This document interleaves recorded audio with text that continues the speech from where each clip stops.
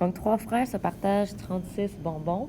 Donc, ça, on a Luc qui prend 1/5 de ce que Félix prend. Et Tom en prend autant que Luc et Félix réunis. Donc, combien chacun prend-il de bonbons? Il y a plusieurs façons de raisonner ce problème-là. Mais ici, je vais y aller avec les parties égales. Donc, Luc, on a Félix et on a Tom. Donc, premièrement, on dit que Luc prend 1/5 de ce que prend Félix. Donc, si Luc prend ça, ça représente 1/5 de ce que Félix prend. Fait que, si je voulais le schématiser, ça voudrait dire que Luc, c'est comme une partie sur 5 de ce que Félix a. Tom, lui, il prend autant que Luc et Félix réunis. Fait que dans le fond, ça serait... Maintenant, c'est toutes des parties égales. Il en prendrait 6 morceaux. Donc, en tout, si je veux que ça fonctionne, ici, j'ai comme une partie, 5 parties. Fait que là, j'ai 6 parties. Donc, en tout, ça va me prendre le 36 que je le sépare en 12 parties égales.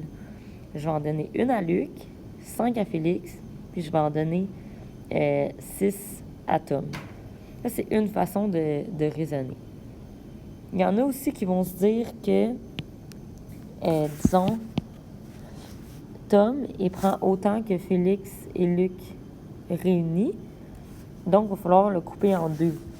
Donc, dans le fond, Luc et Félix, Tom prend autant que les deux. Fait que dans le fond, il va falloir mettre 18 bonbons, 18 bonbons. Fait qu'on pourrait le faire de cette façon-là. Puis ensuite de ça, voir, disons, Luc et Félix. Si Luc prend 1/5 de ce que Félix prend, mais là, j'ai 18 bonbons, puis je veux le séparer pour que la partie de l'un représente 1/5 de l'autre. Fait que si après ça, on pourrait continuer à raisonner dans ce sens-là. En séparant ici en 6. Donc, si je sépare ce que Luc et Félix sont en 6 parties égales, mais je vais pouvoir en donner une à Luc, puis 5 de ces parties-là à Félix. Donc, dans ce problème-là, il faut prendre le temps de faire justement un schéma pour mieux comprendre le problème et aussi se dire que c'est des bonbons. Donc, on n'est pas supposé avoir des tiers de bonbons.